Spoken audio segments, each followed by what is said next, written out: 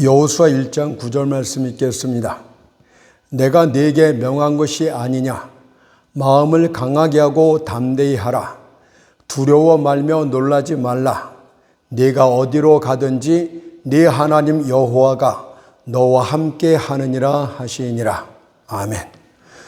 오늘 이 본문 말씀을 통하여 최고의 격려, 이런 제목으로 하나님의 말씀을 살펴보도록 하겠습니다. 최고의 격려. 애굽의 노예로 있던 이스라엘 백성들이 마침내 감격의 해방을 맞이하게 되었습니다. 이들은 애굽의 군대를 홍해 바닷속에 수장시켜버리고 이스라엘을 구원하신 여호와 하나님의 권능을 이렇게 찬양했습니다. 출애굽기 15장 1절 2절을 보니까 내가 여호와를 찬송하리니 그는 높고 영화로우시며 말과 그 탄자를 바다에 던지셨음이로다. 여호와는 나의 힘이요 노래시며 나의 구원이시로다. 그는 나의 하나님이시니 내가 그를 찬송할 것이요 내 아비의 하나님이시니 내가 그를 높이리로다. 아멘. 그러나 출애굽의 감격도 잠시뿐. 이들은 광야 생활 내내 하나님께 불평과 원망을 쏟아냈습니다. 마신물이 없을 때에는 출애굽기 17장 3절 말씀처럼 이렇게 불평을 했습니다. 어찌하여 우리를 애굽에서 인도하여 내어 우리와 우리 자녀와 우리 생축으로 목말라 죽게 하는고. 또한 먹을 것이 없을 때에는 출애굽기 16장 3절 같은 원망을 쏟아냈습니다. 이 광야로 인도하여 내어 이 온 회중으로 줄여 죽게 하는도다. 심지어 약속의 땅 가나안을 눈앞에 두고서도 원망과 불평을 그치지 않았습니다. 이들은 그 땅에 거하는 거인 아낙 자손들과 그들이 거하는 견고한 성도를 보자 하나님을 향해 이렇게 원망하고 불평을 합니다. 민수기 14장 3절을 보니까 어찌하여 여호와가 우리를 그 땅으로 인도하여 칼에 망하게 하려 하는고. 우리 처자가 사로잡히리니 애굽으로 돌아가는 것이 낫지 아니하냐. 이들의 원망과 불평은 계속되었고 마침내는 이들의 불신앙에 대한 하나님의 징계가 이렇게 임했습니다. 민수기 14장 22절 23절을 보니까 나의 영광과 애굽과 광야에서 행한 나의 이적을 보고도 이같이 10번이나 나를 시험하고 내 목소리를 청정치 아니한 그 사람들은 내가 그 조상들에게 맹세한 땅을 결단코 보지 못할 것이요 또 나를 멸시하는 사람은 하나라도 그것을 보지 못하리라. 그러나 갈렙과 여호수아 두 사람은 그들과는 달랐습니다. 믿음을 찾을 수 없었던 그 세대에서 믿음이 충만했던 이 두 사람은 모든 이들이 광야에서 엎드려 죽을 때에도 생존할 수 있었고 또한 약속의 땅 가나안에 들어가게 되었습니다. 그리고 그 중에 여호수아는 모세를 대신하여 이스라엘의 영적 새 지도자가 되었습니다. 이제 여호수아는 광야에서 새로 태어난 출애굽 2세 백성들을 인도하여 요단을 건너야 하며 그들로 약속의 땅 가나안을 기업으로 얻게 하는 사명을 감당해야만 했습니다. 그러나 여호수아는 맡겨진 사명 앞에서 두려워 떨었습니다. 생각해 보십시오. 과연 싸움 경험도 전혀 없고 겁 많고 유약한 이스라엘 백성들을 이끌고 어떻게 강력한 가나안 7족속들을 몰아낼 수 있단 말입니까? 하지만 이때 하나님께서는 두려워 어찌할 바를 모르는 여호수아를 격려해 주셨는데 그것이 바로 오늘 본문 말씀이 되겠습니다. 여호수아 1장 9절 말씀처럼 내가 네게 명한 것이 아니냐. 마음을 강하게 하고 담대히 하라. 두려워 말며 놀라지 말라. 네가 어디로 가든지 네 하나님 여호와가 너와 함께 하느니라. 그 어떤 격려보다도 하나님이 함께 하시겠다는 이 격려는 최고의 격려가 됩니다. 먼저 시련과 관련하여 함께라는 말은 하나님과 나를 하나로 묶었다는 뜻이 됩니다. 어떤 이가 높은 산을 넘고자 합니다. 하지만 그 산은 너무 거칠고 험악하여 감히 넘을 용기가 없었습니다. 그때 노련한 안내인이 그에게 다가와 이르기를 당신은 이 일로 두려워할 필요가 없습니다. 이제 이 삼겹줄로 당신과 나를 하나로 묶을 테니 염려하지 마십시오. 당신과 나는 한 운명체가 된 것입니다. 그러니 두려워하지 말고 나와 함께 이 험산을 넘도록 합시다 라고 한 것입니다.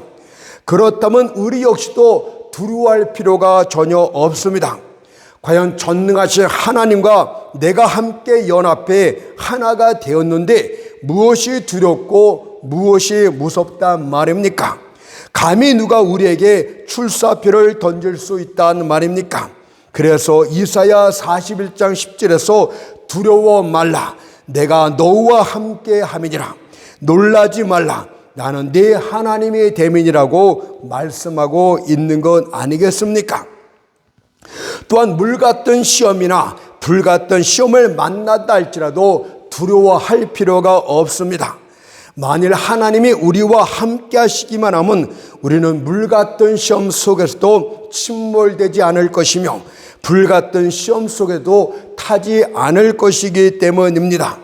이사야 43장 2절 3절이 그것을 이렇게 말했습니다. 내가 물 가운데로 지날 때에 내가 함께할 것이라. 강을 건널 때에 물이 너를 침몰치 못할 것이며 네가 불 가운데로 행할 때도 타지도 아니할 것이요 불꽃이 너를 사르지도 못하리니 대저 나는 여호와 네 하나님이요 이스라엘의 거룩한 자요 네 구원자임이라. 다음으로는 일과 관련해서도 함께란 말은 돕자의 뜻이 되기 때문에 최고의 위로가 됩니다. 다윗은 하나님의 함께하심을 도우심이라고 표현을 했습니다. 시편 27편 9절을 보니까 주는 나의 도움이 되셨나이다. 주님이 항상 자기와 함께하는 것을 주의 도움이라고 그는 그렇게 표현을 합니다. 여기서 주의 도움이란 말은 창세기 말씀에서 남자에 대한 여자의 지위를 기술할 때 쓰던 단어와 똑같습니다. 하나님께서 아담을 위한 조력자로서 그의 안에 하와를 지으신 후 그녀를 창세기 2장 18절에서 돕는 배필이라고 하였는데 그 단어와 똑같은 말이 되겠습니다. 따라서 주의 도우심이란 말은 마치 나의 배필처럼 이따금씩 가끔 나타나는 도우심이 아니라 계속적인 도우심을 뜻하고 있는 것입니다. 다시 말해서 뜻하신 바를 다 이룰 때까지 계속해서 나타나시는 하나님의 도우심을 말합니다. 약속과 관련해서는 약속이 성취될 때까지 계속되어지는 하나님의 도우심, 우리 인생과 관련해선 인생이 끝날 때까지 계속되어지는 하나님의 도우심을 말합니다. 이것이 함께라는 뜻입니다. 옛날의 영마 제도를 생각해 보면 되겠습니다. 왕의 명령을 받은 신하가 그 명령을 전달하기 위해 목적지까지 말을 타고 달려갑니다. 하지만 타고 가던 말은 지쳐버렸고 더 이상 달릴 수 없게 되었을 때 새로운 말로 바꿔 탈 수 있는 제도가 바로 영마 제도입니다. 바로 주의 도우심이 이런 뜻입니다.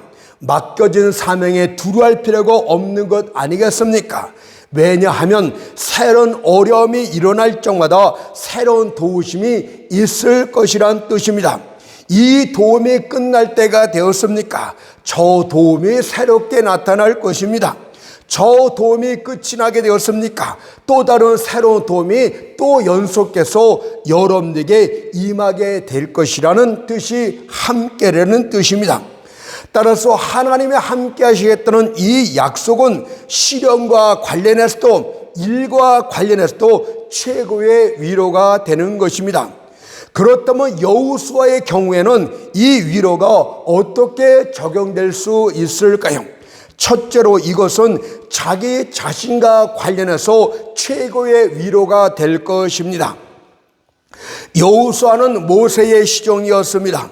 따라서 그는 모세가 어떤 사람인지 잘 알고 있었고, 그래서 모세를 매우 존경했습니다. 모세는 한 시대 가운데 한 명 있을까 말까한 위대한 사람이었습니다. 여인에게서 난 사람들 중에 모세보다 더 위대한 사람은 아마 없을 것입니다. 따라서 여호수아는 자신을 모세와 비교해 볼 때 턱없이 부족하다고 생각을 했습니다. 더욱이 그가 모세의 뒤를 이어 새로운 영적 지도자로 택함을 받았을 때에는 그의 나이 80을 훌쩍 넘은 노인의 때였습니다. 뿐만 아니라 그가 맡은 사명은 가나안 7족속을 몰아내고 그 약속의 땅을 차지하는 것이었습니다. 그런데 어떻게 그 늙은 나이에 전투의 최선봉에 서서 이스라엘 백성들을 이끌 수 있단 말입니까? 오히려 그 정도의 늙은 나이가 되면 그동안 해왔던 모든 일들을 다 내려놓고 은퇴해야 되는 것 아닙니까? 따라서 여호수아는 자신이 이스라엘의 새 영적 지도자가 되어 그들을 이끈다는 것이 불가능하다고 생각을 했습니다. 하지만 비록 여호수아가 새 영적 지도자로 부족함이 한없이 많을지라도 하나님이 함께 하신다는 이 약속만 있으면 전혀 문제가 되지 않습니다. 만일 하나님이 그의 약점과 함께 할 수만 있다면 그것은 강점이 될 것이고, 그의 어리석음과 함께 하시기만 하면 그것은 지혜가 될 것이고, 그의 소심함과 함께 하시기만 하면 오히려 그것은 용기가 되기 때문입니다. 따라서 너는 마음을 강하게 하고 담대히 하라. 두려워 말며 놀라지 말라. 네가 어디로 가든지 네 하나님 여호와가 너와 함께 하느니란 본문의 위로의 말씀은 이와 같은 뜻이 되겠습니다. 여호수아야, 내가 모세와 비교해 볼 때 지도자로서 많이 부족한 것이 사실이지만 조금도 낙심할 필요가 없느니라. 내가 모세와 함께 있던 것 같이 너와도 함께 하리니 너는 마음을 강하게 하고 담대하라.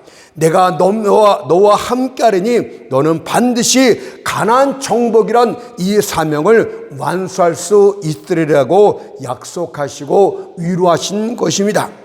두 번째로 이것은 적들과 대치하고 있는 상황 앞에서도 최고의 위로가 될 것입니다. 그는 이전에 12 정탐꾼 중 하나로서 가나안 땅을 정탐한 적이 있습니다. 그는 그 땅 거민들이 거인 족속들이며 그들이 얼마나 크고 강한지 잘 알고 있었습니다. 신명기 2장 10절에 이렇게 기록하고 있지 않습니까?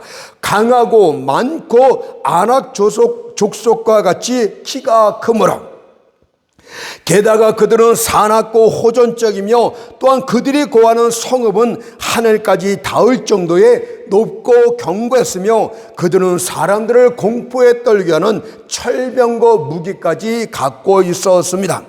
그런데 어찌 두려워 떨지 않을 수 있단 말입니까? 그러나 이것도 하나님이 함께 하시면 전혀 문제가 되지 않습니다. 과연 이사야 40장 17절에서 모든 열방이 아무것도 아니며 그들을 없는 것 같이 빈 것 같이 여기시느니라고 말씀하신 여호와가 함께 하시는데 누가 감히 그를 대적할 수 있단 말입니까? 만약 하나님이 그와 함께 하시기만 하면 거인 아낙 조선들은 그때부터 난장이가 될 것이고 그들의 강력한 진영은 오이밭에 썩은 원두막이 될 것이며 그들의 철병거는 한 줄기 가벼운 바람에도 날려가 버리는 엉겅퀴 실처럼 되고 말 것입니다. 그러니 모든 적들이 대항하여 우리를 에워싼다 할지라도 두려워할 필요가 없는 것입니다. 오히려 담대히 이렇게 찬양하도록 합시다. 시편 46편 1절 3절에서 하나님은 우리의 피난처시요 힘이시니 환난 중에 만날 큰 도움이시라. 그러므로 땅이 변하든지 산이 흔들려 바다 가운데에 빠지든지 바닷물이 흉흉하고 뛰놀든지 그것이 넘침으로 산이 요동할지라도 우리는 두려워 아니하리로다. 세 번째로 이것은 모든 것이 부족한 현실 상황 앞에서도 최고의 위로가 될 것입니다. 지도자 여호수아가 책임져야 했던 이스라엘 백성들은 남녀노소를 합해 거의 200만 명에 육박했습니다. 그리고 이제 그들이 요단강을 건너게 되면 40년 동안 광야에 내렸던 하늘 만나도 그치게 됩니다. 그런데 어떻게 염려하지 않을 수 있단 말입니까? 어떻게 이 배고픈 무리들을 먹일 양식을 준비할 수 있단 말입니까? 따라서 여호수아는 이런 실질적인 현실 앞에서 낙담하지 않을 수가 없었습니다. 이제 하늘에서 내리던 만나도 그치게 될 것인데 어떻게 이 배고픈 무리들을 먹일 수 있단 말인가? 갖고 있는 모든 생축과 짐승떼를 다 죽인다 할지라도 몇 날을 견디지 못할 텐데 어떻게 하면 좋다 말인가 라고 염려했을 것입니다. 그러나 이런 상황에서도 여호와 하나님이 함께 하시면 최고의 위로가 될 수 있습니다. 이 약속은 모든 수요들을 충족시킬 수 있는 공급품 역할을 하게 됩니다. 만일 그분께서 옷장문을 여시면 그 누구도 벌거벗은 몸으로 다니지 않을 것이고 그분께서 곡창문을 여시기만 하면 그 누구도 떡이 부족하지 않을 것이기 때문입니다. 우리는 부족함의 덩어리입니다. 우리의 빈 그릇들은 많고 또 그 종류도 다양합니다. 그러나 하나님이 함께 하시기만 하면 우리의 영적 빈 그릇과 육적인 빈 그릇 모두가 풍족히 채워지게 될 줄 믿습니다. 빌립보서 4장 19절에서 나의 하나님이 그리스도 예수 안에서 영광 가운데 그 풍성한 대로 너희 모든 쓸 것을 채우시리라고 약속하셨기 때문입니다. 그렇다면 이 약속은 누구에게 적용이 됩니까? 첫째로 이 약속은 여호수아처럼 하나님의 특별한 부르심을 받은 자들에게 적용이 됩니다. 왜냐하면 이 약속은 분명히 여호수아가 하나님의 일을 하도록 부르심을 받았을 때 주어진 것이기 때문입니다. 하나님이 여러분들을 지명하여 부르시고 하나님의 귀한 사명을 맡겼습니까? 그렇다면 이 약속은 여호수아처럼 똑같이 여러분들에게 주신 약속이 되겠습니다. 여호수아 일은 자신의 일이 아니라 주님의 일이었습니다. 왜냐하면 출애굽기 23장 31절에서 내가 그 땅의 거민을 내 손에 붙이리니 내가 그들을 내 앞에서 쫓아낼지라고 말씀하신 분이 하나님이시기 때문입니다. 여호수아는 자기 자신이 선택한 일을 하는 것이 아닙니다. 우리가 목회자들 가운데서도 자신이 좋아서 자신이 그런 것이 취미가 맞아서 적성에 맞아서 하는 분들도 있을 것입니다. 그러나 하나님이 지명하여 부르시고 그 일을 선택하게 하시고 그 일을 행하게 하셨다면 여러분들은 이 약속을 부여잡고 나아가면 되는 것입니다. 그런 주의 명령을 실행하는 자였고 불법으로 그 땅을 점유하고 있는 가나안 7 족속들을 쫓아내기 위해 주의 손에 들려진 주의 칼이었기 때문입니다. 하나님께서 그를 부르시어 그 일을 시키신 것이었고 그에게 민족의 영적 지도자란 직임을 주신 이도 여호와이셨으며 그에게 그 일을 하도록 명하신 분도 여호와 하나님이셨기 때문입니다.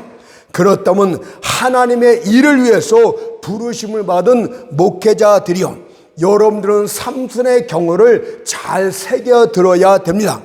그는 하나님께 드려진 나실인이었고 나실인의 상징인 머리카락을 잘라서는 안 됐습니다. 여호와의 사자가 그것을 마노아의 아내 즉 삼손의 어미에게 이렇게 말합니다. 사사기 13장 5절을 보니까 보라 내가 잉태하여 아들을 낳으리니 그 머리에 삭도를 대지 말라. 이 아이는 태에서 나옴으로부터 하나님께 바치운 나실인이라. 삼두는 강한 힘을 갖고 있었고 그 힘은 그 머리카락으로부터 나왔다고 합니다. 그리고 그 머리카락은 나실인의 상징일 뿐만이 아니라 하나님이 함께 하신다는 상징이기도 했습니다. 하지만 그가 드릴라란 여인과 정욕에 빠져 머리카락이 잘렸을 때는 그의 힘도 사라지고 말았습니다. 그렇다면 모든 목회자들이여 여러분들의 삶의 방식에 대해 주의하도록 하십시오. 여러분이 발 닿는 것을 세밀히 살펴보도록 하십시오. 나실인답게 부정한 것과 불법과 탐욕과 정욕을 멀리하도록 하십시오. 왜냐하면 드릴라란 세상 정욕에 빠지게 되면 여러분들의 머리카락, 즉 하나님의 함께 하심은 떠나게 될 것이고 그때부터 여러분들은 영적 무능력자로 전락하고 말 것이기 때문입니다. 오늘날 한국계 많은 목회들이 영적으로 무능력한 자가 얼마나 많은지 모릅니다. 하나님의 교회가 왜 이렇게 됐는지를 깊이 생각해 보도록 하십시오. 세상 정욕에 빠졌기 때문에 하나님의 함께 하심이 떠났기 때문이 아니시겠습니까? 사사기 16장 19절에 보니까 드릴라가 삼손으로 자기 무릎을 베개에 자기하고 사람을 불러 그 머리털 7가락을 밀고 괴롭게 하여 본즉 그 힘이 없어졌더라. 그러나 만약 여러분이 세상과 철저히 구별된 삶을 살게 되면 하나님의 함께 하심의 약속은 여러분들의 것이 됩니다. 두 번째로 이것은 일반적인 부르심을 입은 모든 그리스도인들에게도 적용될 수 있습니다. 만약 여러분이 하나님의 영광을 드러내기 위하여 살고 있다면 이 약속은 진실로 당신의 것이 됩니다. 모든 사람들은 하나님을 섬기고 하나님을 영화롭게 할 의무가 있습니다. 이는 사람의 존재가 그분으로부터 인출되고 있기 때문입니다. 시편 100편 3절에 보니까 여호와가 우리 하나님이신 줄 너희는 알지어다. 그는 우리를 지으신 자요 우리는 그의 것이니. 따라서 사람이란 존재는 그분의 영광을 위해서 전적으로 소비되어져야 합니다. 만일 어떤 이가 그분을 영화롭게 하는 삶을 살지 못한다면 그는 자신의 존재 목적과 목표를 상실한 것입니다. 비록 여러분이 광활한 대지를 소유한 부자라 할지라도, 비록 여러분이 다른 사람들보다 더 높은 자리에 앉았다 할지라도 하나님을 위해 살지 않고 있다면 그는 헛된 삶을 살고 있는 것입니다. 단언컨대 하나님의 영광을 위해 살지 않는 삶을 삶이라고, 인생이라고 말하지 마십시오. 왜냐하면 그것은 짐승보다 못한 삶이기 때문입니다. 하늘의 새들이 아름다운 합창으로 하나님의 영광을 찬양합니다. 말 못하는 바다의 물고기들이 기쁜 듯이 뛰어놀며 하나님께 영광을 돌리고 있습니다. 그러나 피조물의 으뜸으로 지음을 받은 인생들은 하나님께 어떤 존경도, 그분께 어떤 귀한 행위도 바치고 있지 않습니다. 그와 같은 인생은 관역을 빗나간 화살이요 비없는 구름에 불과합니다. 마지막 심판날에 그들에게 내려질 판단은 마태복음 25장 30절 말씀뿐이겠습니다. 이 무익한 종을 바깥 어두운 데로 내어 쫓으라. 거기서 슬피 울며 이를 갈미 있으리라. 그렇다면 그리스도인들은 어떻습니까? 그리스도인들은 세상 사람들보다 훨씬 더 높은 차원에서 하나님께 영광을 돌리는 삶을 살아야 됩니다. 피조물의 위치에서가 아니라 구속감을 받은 자의 위치에서 하나님께 영광을 돌려야 되기 때문입니다. 고린도전서 6장 19절 20절을 보세요. 너희는 너희의 것이 아니라 값으로 산 것이 되었으니 그런즉 너희 몸으로 하나님께 영광을 돌리라. 따라서 여러분은 어느 위치에 있든 간에 상인이든 노동자이든 여주인이든 여종이든 왕이든 거지이든 각자의 위치에서 주를 영화롭게 하는 삶을 살아야 됩니다. 그러나 만일 여러분이 여러분들 자신만을 위해서 산다면, 여러분의 이익만을 위해서 산다면, 이기심이 삶의 목표라면 하나님의 함께하심의 축복은 없게 될 것입니다. 결단코 하나님은 여러분을 돕지 않을 것이고 여러분을 도울 것이라는 기대도 할 수 없을 줄로 믿습니다. 그러므로 구속함을 입은 모든 그리스도인들이 하나님의 함께하심의 위로를 받기를 원한다면 다음과 같은 말씀에 순종하십시오. 이사야 43장 7절 말씀처럼 무릇 내 이름으로 일컫는 자 곧 내가 내 영광을 위하여 창조한 자를 오게 하라. 그들을 내가 지었고 만들었느니라. 하나님께 가까이 나가고 그분을 힘껏 섬기도록 하십시오. 그렇다면 한 단계 더 나가서 하나님의 함께 하시던 약속과 관련해서 우리들이 해야 될 근본은 도대체 무엇입니까? 앞에 여호수아 1장 8절을 보세요. 이 율법책을 내 입에서 떠나지 말게 하며 주야로 그것을 묵상하여 그 가운데 기록한 대로 지켜 행하라. 그리하면 내 길이 평탄케 될 것이라 내가 형통하리라고 했습니다. 다시 말해서 하나님과 함께 동행하시는 데 있어서는 말씀대로 율법대로 순종하며 사는 것이 본분이라고 말씀을 합니다. 두 사람이 함께 동행하기 위해서는 서로 의합해야 됩니다. 서로 공통된 관심사를 갖고 있어야 됩니다. 만약 상대방의 자신을 의심하거나 적대시하는 마음을 갖고 있으면 둘은 부득불 헤어져야 됩니다. 여러분들, 흰천을 다리는 자와 검은 숯을 다루는 자는 부득불 헤어져야 된다고 거듭해서 말씀을 드렸습니다. 이런 검은 숯을 다루는 자가 흰천을 만질 때마다 더러워지기 때문입니다. 하나님을 사랑하는 자가 하나님과 함께 동행할 수 있습니다. 그러면 하나님을 사랑하는 증거가 무엇입니까? 성경은 말합니다. 여러분들 하나님을 사랑하는 증거를 이렇게 저렇게 말할 수 있지만 성경은 말하는데 말씀에 순종하는 자, 계명을 지키는 자가 그 하나님을 사랑하는 자라고 성경은 그렇게 가르쳐 줍니다. 요한복음 14장 15절을 보니까 너희가 나를 사랑하면 나의 계명을 지키리라 하였고, 요한복음 14장 23절에선 사람이 나를 사랑하면 내 말을 지키리니라고 말씀하셨습니다. 따라서 여호수아에게 이 율법책을 네 입에서 떠나지 말고 주야로 묵상하며 그 가운데 있는 것을 다 지키려는 뜻은 무슨 뜻입니까? 신약적으로 표현하면 하나님을 온전히 사랑하라 이 뜻이에요. 주님을 사랑하는 자가 주님과 함께하는 축복을 얻게 된다는 뜻 아니겠습니까? 그렇다면 왜 하나님의 말씀을 지키는데 강하고 담대해야 된다고 또 말하고 있는 것입니까? 이것은 하나님의 말씀에 순종해서 나가면 많은 원수들이 자연스럽게 양산되기 때문입니다. 여호수아를 보세요. 그가 말씀에 순종해서 첫 번째 전투인 여리고 성을 정복하게 됩니다. 매일 한 바퀴씩 그 성읍을 돌되 엿새 동안 그리하라. 제7일에는 성을 7번 돌고 제사장의 나팔소리와 함께 크게 외치라. 말씀에 순종했을 때 경과성 여리고성이 한순간에 무너져 내렸습니다. 하나님의 말씀에 순종하여 승리를 거두게 되자 어떤 결과가 나타나는지 아십니까? 가나안 땅의 모든 왕들이 서로 동맹을 맺고 전적으로 여호수아를 대적하자 합니다. 여호수아 9장 1절 2절을 보세요. 요단 서편 산지와 평지와 레바논 앞 대해변에 있는 햇사람과 아모리 사람과 가나안 사람과 브리스 사람과 히브 사람과 여부스 사람의 모든 왕이 이 일을 듣고 모여서 일심으로 여호수아와 이스라엘로 더불어 싸우려 하는지라. 여러분들이 말씀에 순종하여 살게 되면 여러분들도 똑같은 환경에 처하게 됩니다. 말씀에 순종하면 순종할수록 더욱더 많은 원수들이 양산케 됩니다.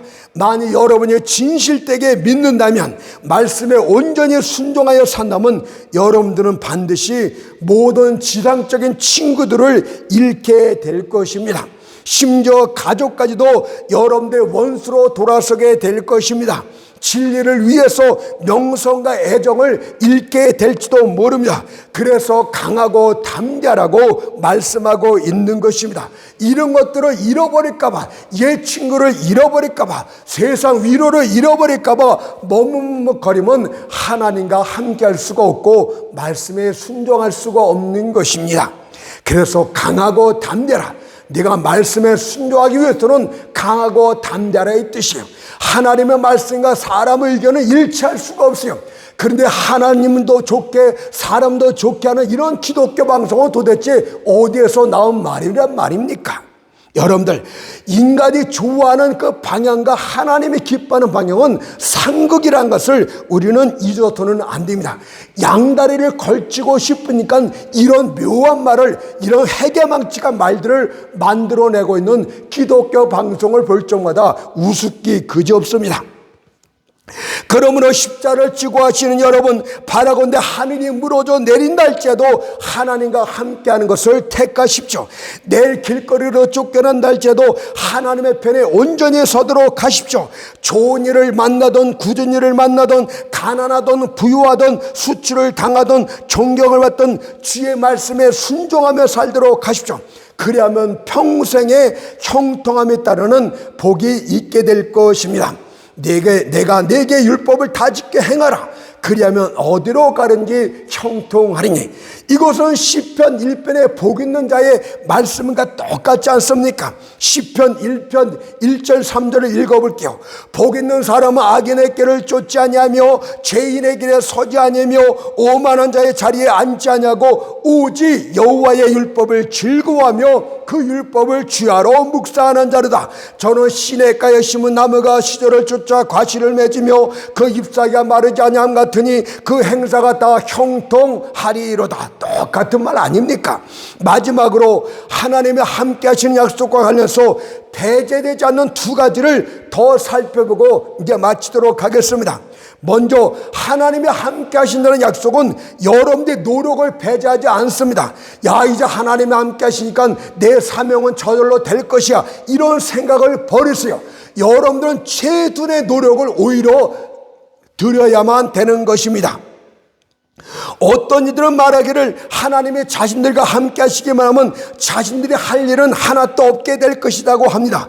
그러나 여호수아를 보게 되면 전혀 그렇지 않습니다.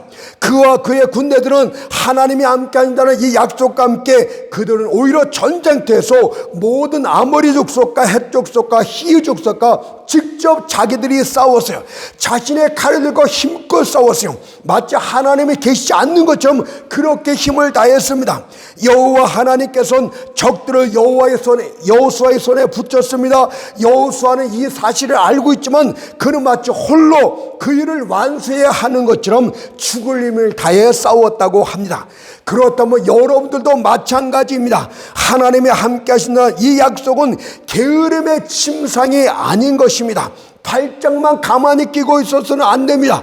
오히려 하나님이 함께 하시기 때문에 여러분은 힘을 다해서 일을 해야 됩니다.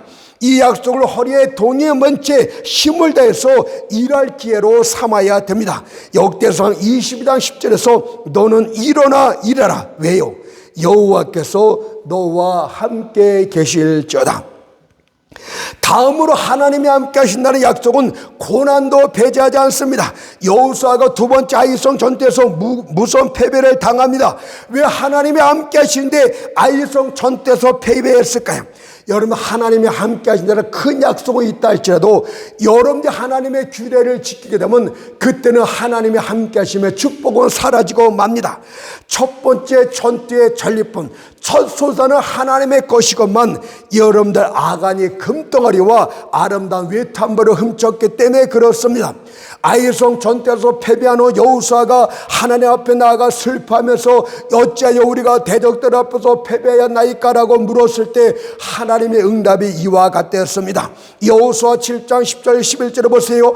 여호와께서 여호수아에게 이르실 때 일어나라, 어찌하여 이렇게 엎드렸느냐, 이스라엘이 범죄하여 내가 그들에게 이스라엘에게 명한 나의 언약을 어겼나니 곧 그들이 바친 물건을 취하고 도적하고 시기하여 자기 기국 가운데 두었느니라. 하나님이 함께 하시는 약속이 있다 할지라도 여러분들이 범죄하고 하나님의 명령을 어기게 되면 하나님 함께 하시는 축복은 그 일에는 나타나지 않게 됩니다. 여러분들, 이것은 또한 그 범죄하지 않고 말씀을 지켰다 할지라도 여러분들 이런 경우 고난이 오게 되는데, 이것은 무엇인지 아십니까? 더 큰 승리를 주기 위한 교육적인 측면에서 그렇습니다. 하나님께서는 종종 자신의 신실한 종들을 뒤로 물러나게 만듭니다. 그것은 전에 서 있던 자리에서 취하는 것보다 더 큰 도약을 하기 위해서 그렇게 섭리할 때가 있습니다. 잔뜩 움츠른 개구리가 더 많이 도약하는 것 아니겠습니까? 그러니 믿음의 사람들의 패배가 아니라 더 큰 승리를 위한 준비라는 사실을 기억하도록 하세요. 내가 하나님 앞에 열심을 내며 신실하며 힘을 다해 하나님을 섬겼건만 왜 하나님이 나는 뒤로 후퇴갑니까? 나는 왜 패배합니까? 왜 아무것도 할 수 없는 것입니까? 하나님의 응답은 그것이며 더 큰 도약을 위해서 너는 준비를 하는 것이라고 말씀하고 있는 것인 줄로 믿습니다. 실제로 믿음의 사람들이 잠시 패배했을 때, 후퇴했을 때 그들은 더 칼을 날카롭게 갈았습니다. 더 많은 준비를 했습니다. 말씀을 더 준비하고 말씀의 이해감을 더 날카롭게 했습니다. 바다를 보세요. 바다가 넘실넘실 춤을 추며 밀려 들어오고 있습니다. 잠시 후면 모든 해변을 자각하게 될 것입니다. 그럼에도 불구하고 그 중간중간에 파도가 밀려갔다 밀려오는 이런 작은 고난들이 반복해서 일어납니다. 그러니 일시적인 낙심들에서 낙심하거나 당혹하지 마세요. 잠깐의 패배로 하나님이 함께 하신다는 것을 의심하지 마십시오. 그분께서 항상 더 큰 승리를, 더 좋은 것을 주는 좋으신 하나님이신 줄 믿습니다.